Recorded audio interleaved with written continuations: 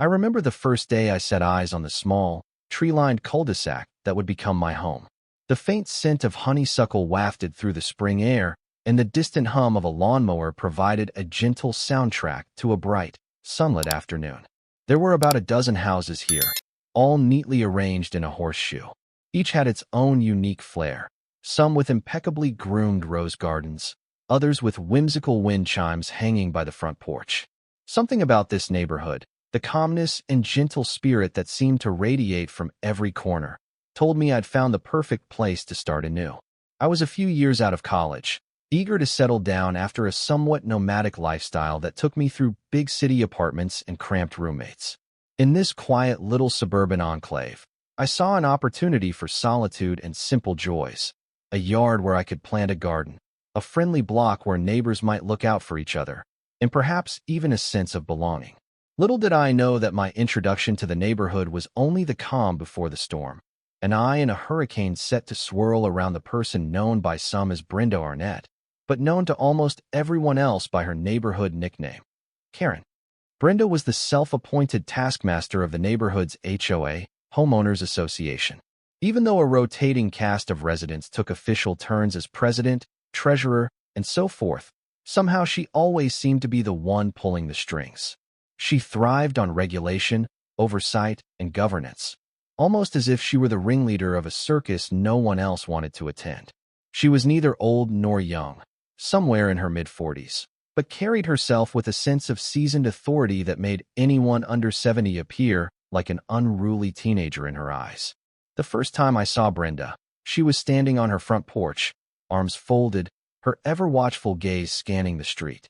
It struck me as odd, the way she lingered outside and took meticulous mental notes of every car that passed, every weed that dared to grow on a neighbor's lawn. I was unloading boxes from the back of my pickup truck when she strode over with a briskness that made me think of a teacher about to scold a tardy pupil. She introduced herself as the de facto coordinator for the HOA, not even bothering to hide her self-assigned title. When I asked what that meant exactly, she simply smiled in a tight-lipped way. "Well, dear," she said, "let's just say that if there's anything needing a decision around here, I'm usually the one who makes it." Back then, I didn't realize that this was more warning than introduction. Over the first few months, I attempted to settle into the rhythms of the neighborhood. I faithfully attended the monthly HOA meetings, which were generally held in the small, whitewashed clubhouse at the entrance of the cul-de-sac. Initially, the meetings seemed harmless enough, a chance to discuss common landscaping needs, plan the occasional holiday block party, and ensure the overall harmony of communal living. But as time went on, it became evident that these gatherings were more akin to petty tribunal sessions, with Brenda perched at the front, eager to debate everything from mailbox designs to the proper shade of taupe for siding. She brandished the official HOA rulebook, an ever-evolving document that, while useful in principle, had become something of a personal tool for Brenda to exert her will. Being new, I tried not to rock the boat. I wanted to plant myself quietly, to enjoy the community without stirring up controversy. Yet, as often happens when one tries to remain invisible, fate had other plans. It didn't take long for Brenda to notice something about my property that violated the standard aesthetic of our neighborhood. She zeroed in on my wooden fence, a modest, sturdy structure that had been there for decades, left behind by the previous owner. It was by no means an eyesore. In fact, I found it charming. Crafted from genuine oak planks, it had an old-fashioned gate with a simple iron latch, and it fit so well with the foliage around it. But Brenda, well, she had other thoughts. To understand her fixation on my fence, you have to understand how Brenda perceived the world. For her, every day was a new opportunity to enforce a rule, any rule, whether grounded in official policy or personal bias. If she took a dislike to something, be it a color, a texture, or a piece of yard decor, she was determined to root it out. I initially thought she might just mention it in passing. But no, she came to me, clipboard in hand, and explained, in the most condescending tone, that my wooden fence was outdated, unnecessary, and potentially undermining the uniform look of the cul-de-sac. "You see," she said, with the practiced manner of a flight attendant explaining emergency procedures, "we have standards to maintain. And if we allow that fence to stand, Neighbors might adopt a hodgepodge of fence styles, and we'll end up looking like an unregulated suburb from decades past, not the refined community we aim to be. She insisted it would be best, for me, for the neighborhood, and for everyone else, if I replaced the wooden fence with a concrete wall. In her words, concrete is durable, modern, and cost-effective in the long run. The notion that anyone would prefer a cold, imposing cement barrier to a charming wooden fence baffled me. I asked her to show me where, in the official documentation, it stated that wooden fences were disallowed. She responded by saying that the documents had some ambiguous references to maintaining a cohesive visual aesthetic, and that any additions or replacements of fences had to be approved by the HOA. But my fence was already here, I reasoned. I didn't add or replace anything. I bought the property as is. Brenda waved her hand dismissively, as if my protests were trivial. Well, dear, the fact remains that you are the homeowner now, and it falls on you to bring the property up to code.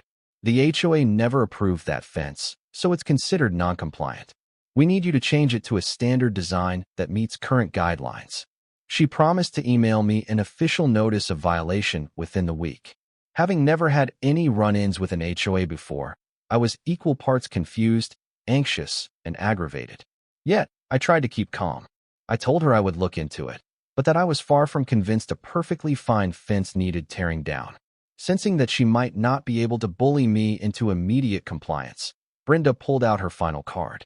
Well, she said, we can always levy fines if you don't correct the issue. I spent the next few days reading through every page of the HOA rulebook. It was a labyrinth of legalese, contradictory sections, and references to other documents. One moment, it spelled out requirements for lawn maintenance. The next, it outlined the precise dimensions of mailbox posts. There were references to fence guidelines, but nothing that specifically outlawed wooden fences or demanded the installation of a concrete wall. Even so, I realized that, if the HOA was as petty and powerful as rumors suggested, I would need something more concrete, no pun intended, to defend my property rights. That's when my father, a retired librarian with a passion for local history, suggested I investigate whether my fence might have some historical or heritage significance. After all, the region had a long legacy of wood craftsmanship. The fence looked old, possibly older than the house itself. Following that tip, I went to the county records office, an unassuming brick building in the center of the county seat.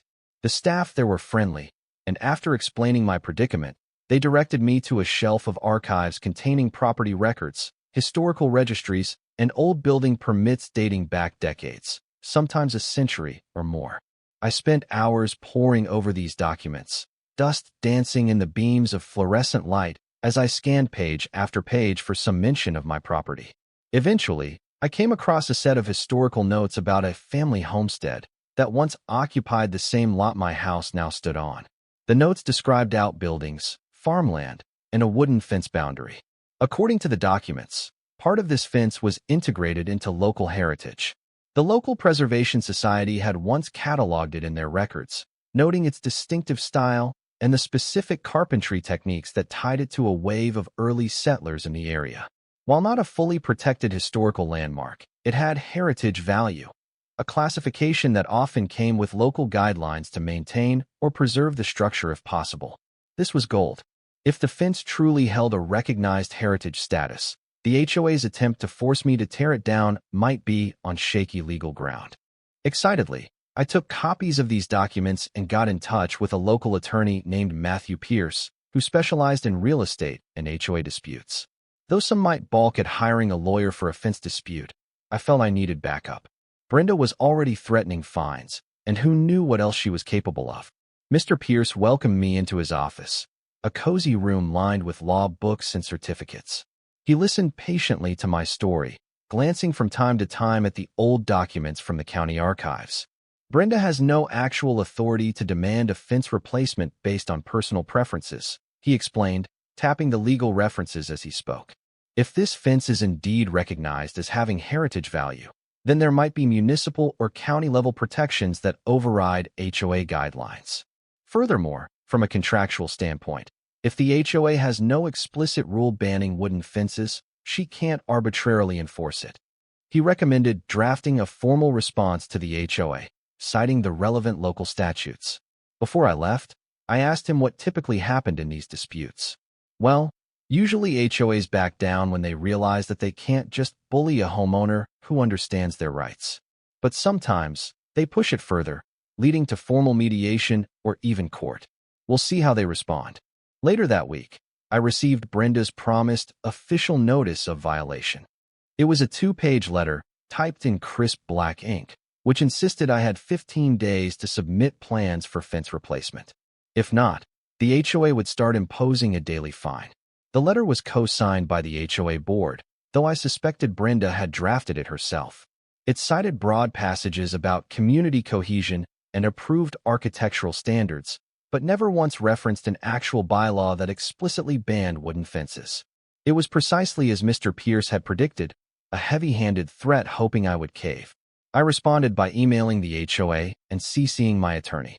Politely but firmly, I explained that my fence was not only grandfathered in but also recognized by the local preservation society for its heritage value.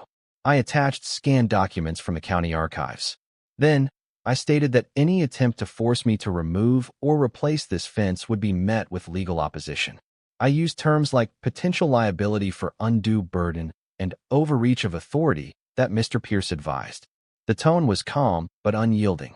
Let them chew on that, I thought, feeling a mix of trepidation and triumph. For a while, I heard nothing. Days passed quietly, suspiciously quietly. Brenda usually took a daily morning stroll around the cul-de-sac, pausing to note any perceived offenses. Neighbors always joked that if a leaf fell on your walkway, Brenda would find a reason to mention it. But in the aftermath of my email, I barely saw her. I started to wonder if she had reined in her aggression or was merely regrouping, planning her next move. My guess was it was the latter. A couple of weeks later, the HOA board held its monthly meeting at the clubhouse. I decided to attend, half hoping for a direct confrontation where I could voice my concerns in public. Sure enough, Brenda was there at the head of the table, papers and folders arrayed around her, as if she were about to direct a major corporate meeting. There were around 15 people present, board members and residents combined. After going through the usual agenda, finances, landscaping budgets, and upcoming community events, Brenda cleared her throat. There is an issue concerning the continuity of the neighborhood's appearance that we need to address, she began, her eyes flicking to me for a fraction of a second. She never mentioned my name explicitly, but everyone knew exactly who and what she was referring to. She read from a document that proposed an amendment to the HOA guidelines, something along the lines of, all fence installations henceforth shall be composed of concrete or other approved modern materials, unless otherwise specified by the board. It was so blatant, so obviously crafted to target my situation. For a moment, I felt fury rising, but I tried to keep my composure. She then proceeded to talk about how some older, unattractive fences tarnished the neighborhood's image. When she finished, I raised my hand calmly. Before we proceed, I'd like to ask if this new amendment has gone through the usual review channels, I said, maintaining my best imitation of a neutral tone. And also, I want to confirm if this is in direct response to an ongoing matter regarding a historically recognized fence. An uncomfortable shuffling spread around the room. A few neighbors avoided eye contact. Others gave me sympathetic glances. Brenda exhaled sharply. Our rules must keep pace with the times, she said. We have to ensure uniformity and property value retention. We're not singling anyone out. Another board member, an older gentleman named Richard who was often overshadowed by Brenda, cleared his throat. I'd like to see the documentation about the historical or heritage status of such fences, he said. We don't want to violate any external statutes. At that moment, I handed a folder of copied documents to Richard and to the other board members. I watched Brenda's face tighten as they read the line about the fence's recognized historical significance. I calmly explained the details. How an early settler family had built that fence, how it was partially integrated into local heritage records, and how Mr. Pierce's preliminary legal assessment deemed the HOA's demands unenforceable. Even though Brenda's lips pressed into a thin line, she tried not to appear ruffled. Well, she said, we have yet to review these documents thoroughly. Let's not jump to conclusions. We will table this matter until the next meeting to allow for due diligence. As if it were a trivial footnote, She swiftly moved on to the next agenda item, the neighborhood rummage sale. Still, I had scored a small victory. That same night, before leaving the clubhouse, Richard approached me in private. "Just so you know," he said softly, "I don't necessarily support all of Brenda's proposals. She can be a bit overzealous, but she means well in her own way." He paused, seemingly unsure whether he believed his own statement. "Anyway, I'll go through these documents. If what you're saying is correct, we may need to issue a formal apology. We'll see." I thanked him and left. In the following weeks, the tension seemed to subside. Brenda wasn't exactly friendly, but she stopped harassing me openly. However, I started hearing from some neighbors that she was going door to door, testing the waters about a new, improved neighborhood fence policy. She pitched the idea of a uniform concrete fence along property lines, presenting it as a beneficial group project, maybe even with partial HOA funding. But as neighbors began comparing notes, they realized that the pitch was the same, word for word. People were suspicious, especially those who loved the character that wooden fences brought. Many were also turned off by the idea of an austere cement barrier encircling every yard, turning their cozy suburban plots into something reminiscent of a fortress. I learned from Lucy, my next-door neighbor, a kind soul who occasionally left fresh-baked pastries at my doorstep, that Karen, as Lucy called her behind her back, had tried to strong-arm Lucy into thinking the entire neighborhood was rallying for concrete fences. Lucy didn't like confrontation, but she politely insisted that she had no interest in that style of fencing. When Lucy asked to see actual survey results or a formal poll, Brenda vaguely mentioned ongoing discussions. Lucy was unimpressed. Word spread to other neighbors, and many felt they were being manipulated. Meanwhile, I prepared for the next official meeting, suspecting that the real showdown was yet to come. It arrived sooner than I anticipated. In mid-spring, the HOA called a special session to vote on Brenda's newly drafted amendment. The notice was short, just a week, and it seemed designed to catch people off guard. Determined to be prepared, I met with Mr. Pierce again. He assured me that the heritage argument was strong. Additionally, he drafted a letter that I could read into the record, clarifying the legal ramifications if the HOA attempted to supersede local heritage preservation rules. On the day of the special session, the small clubhouse was crowded, a mild sense of unease permeating the air. Brenda stood at the front, flanked by a few loyal supporters on the board. Richard was there, as well as a handful of neighbors from both sides of the fence debate. Without much preamble, Brenda began her presentation. She insisted that the neighborhood needed a cohesive aesthetic facelift, culminating in the universal requirement of standardized fencing made of concrete or similarly modern materials. She flashed images of a glossy catalog featuring sleek gray walls, more reminiscent of a corporate campus than a friendly suburban setting.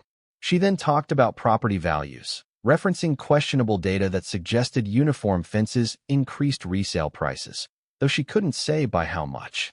When she finished, a murmur went through the crowd. A few nodded, but many looked unconvinced. Sensing an opening, I stood up and asked if I could address the group. Brenda hesitated, but Richard nodded, so she grudgingly ceded the floor. I introduced myself again, acknowledging that I respected the HOA's role. However, I also stressed the importance of balancing modern standards with the distinctive character of individual homes. "This wooden fence," I said, "isn't just a relic. It's a piece of local heritage. Forcing everyone to install a concrete wall not only undermines personal choice, but it might also violate the protections for historically significant structures recognized by the county." I then read Mr. Pierce's letter, explaining that any mandated removal of a heritage fence could potentially open the HOA to legal challenges. I concluded by stating that we should be focusing on neighborly cooperation, not imposing one person's vision onto everyone else. The room stayed silent for a beat. Then Brenda launched into a rebuttal, insisting that she was only doing what was best for property values, that the fence had no official historical designation, and that her new bylaw was not an overreach, but a natural evolution of the existing guidelines. A few board members shifted uncomfortably, as if they didn't fully support her stance, yet felt compelled by her forceful presence to remain neutral or supportive. At that moment, Richard spoke up. "Actually," he said, rifling through a folder, "I've reviewed the documents provided by our neighbor here, and they do indicate a recognized heritage significance for the fence. While it's not the same as a formal landmark, there are references to it in the county registry. Legally, that might offer it partial protection. Brenda's face fell, and for a moment, she looked genuinely caught off guard. But then she recovered, adopting a tight-lipped smile. "I see," she said. "Perhaps we should hold off on voting for the time being. I don't want to subject the HOA to any potential lawsuits. Let's consult our attorney and revisit this matter when we have more information." Though it might have sounded like a conciliatory gesture, the tone of her voice made it clear she hadn't given up. She was merely retreating to fight another day. Over the next couple of weeks, I occasionally saw Brenda walking the neighborhood, still carrying her clipboard, though she avoided looking directly at my house. She sent an email to all residents, reiterating that the fence discussion was ongoing and that she was committed to ensuring the highest standards for the community. Yet, in those same weeks, she attracted more criticism than support. For starters, one of the older couples, the McGraths, who had always displayed a well-maintained white picket fence, started voicing concerns about the HOA's direction. They felt that Brenda was ignoring the individuality of each property. Another family, who had a half-vine-covered wooden fence, also seemed worried they'd be next on Brenda's list. Strangely enough, the more Brenda tried to enforce her vision of uniformity, the more it highlighted the neighborhood's diversity, both in architecture and in opinion. People began noticing her heavy-handed methods. Many realized they simply didn't appreciate being told how to manage their own properties to such a granular extent. Even those who didn't love wooden fences began to question why Brenda was so fixated on them, especially when so many other issues, such as road maintenance or a proper sidewalk, remained unaddressed. When the next monthly HOA meeting rolled around, the crowd was bigger than usual. It was evident that word had spread about Brenda's attempts, and many came specifically to witness how it all would unfold. This time, the meeting took on a different tone. Instead of quietly letting Brenda dictate the agenda, neighbors asked pointed questions. What gives the HOA the authority to override local heritage protections? Have we done an official survey to see if the community even wants a uniform fence style? Why are we focusing on fences when we have issues like street potholes and a broken playground fence at the neighborhood park? Brenda tried to maintain her composure, but the momentum was against her. She rattled off statements about protecting property values and ensuring aesthetic continuity, but many attendees remained skeptical. Midway through the meeting, Mr. Pierce, my attorney, made an appearance as my guest. Though not a resident, he had legal standing to speak on my behalf. He calmly but firmly reminded everyone that any bylaw changes conflicting with local statutes could be challenged and likely overturned in court. The icing on the cake came when a representative from the local historical society, whom I had contacted and invited, briefly took the floor. She pointed out that while the fence wasn't designated as an official landmark, it was included in the cultural inventory for the county. She encouraged the HOA to show respect for the area's history, not to mention to consider the goodwill of preserving unique features in the neighborhood. By the end of that meeting, the board took a vote. The proposed amendment requiring concrete fences was officially rejected, 5-2. Even those who generally sided with Brenda seemed unwilling to risk a legal dispute that they were likely to lose. The board also passed a motion acknowledging the fence's historical value and stating they would not pursue its removal or replacement. When Brenda tried to argue, Richard gently reminded her of potential financial repercussions. The last thing the HOA wanted was an expensive lawsuit that could drain its budget. Defeated and humiliated, Brenda stood up, gathered her papers, and left the meeting early without her usual ceremonious farewell.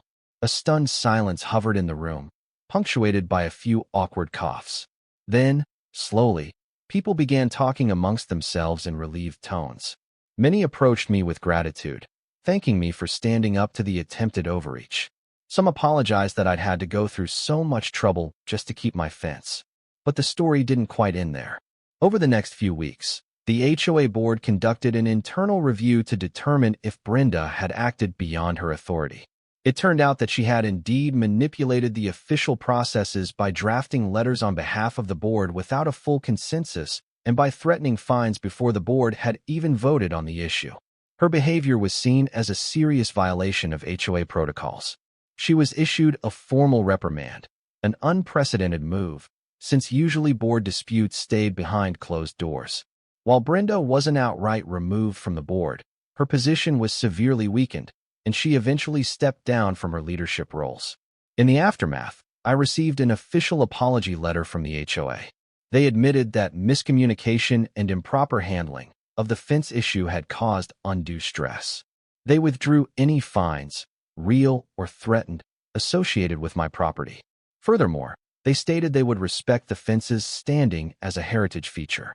It was a triumphant moment, seeing that letter confirm my fence would remain intact. As for Brenda, her pride had taken a hit. For a time, she retreated from the spotlight, no longer marching around the neighborhood with her clipboard.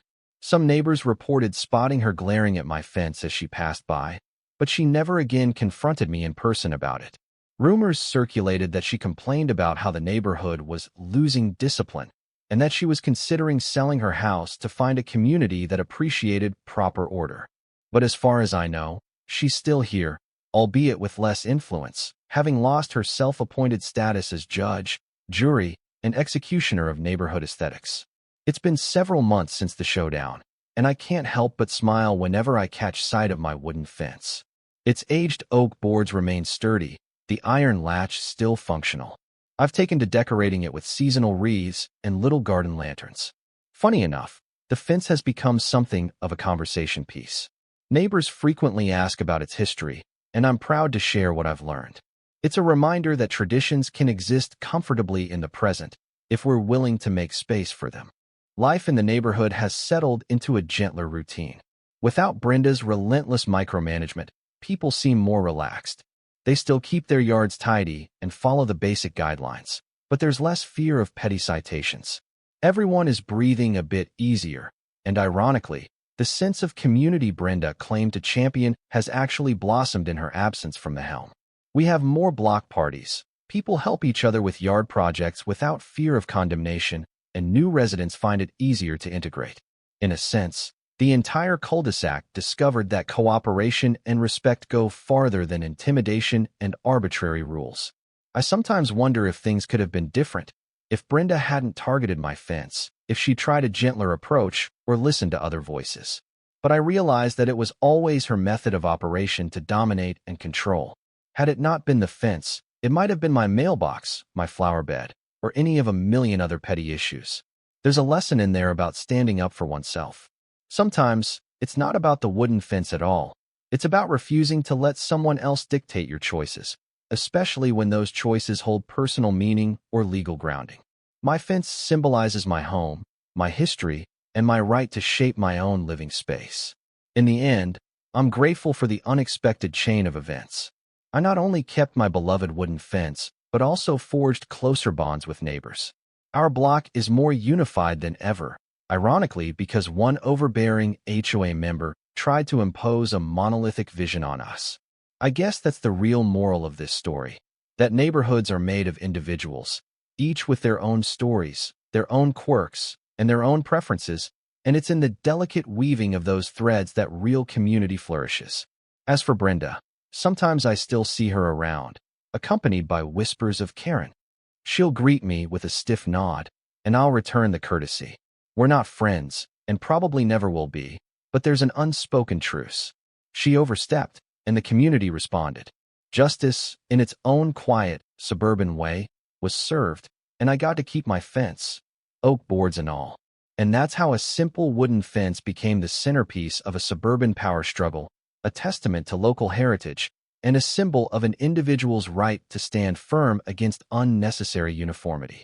Long after the drama subsided, the fence still stands, a relic of the past, a cherished feature of the present, and a reminder that sometimes the mightiest walls we fight against aren't made of concrete, but of pride and presumption. And in this case, fortunately, my fence didn't fall.